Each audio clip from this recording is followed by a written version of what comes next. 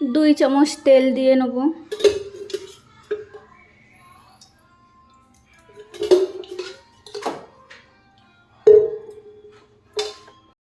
তো হ্যাঁ, কচুরলতি বানাচ্ছি। লতিটা সেদ্ধ করেও নিচ্ছি।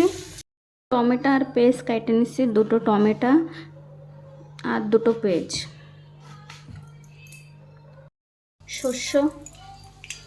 শস্য ফোটার পরে 1 চামচ জিরা, থেতো করা রসুন, পেঁয়াজ, টমেটো। তারপরে স্বাদ অনুসার লবণ দিতে হবে যেন টমেটোগুলো যেন ভালো গলে যায়। এখন সেদ্ধ করা কচুরলতিগুলো দিয়ে দিতে হবে।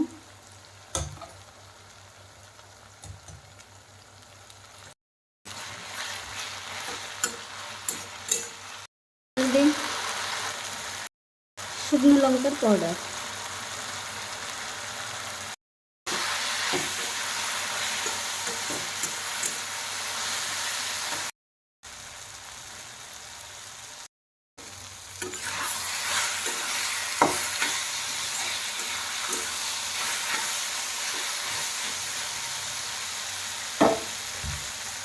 কচুরলতি হয়ে গেছে।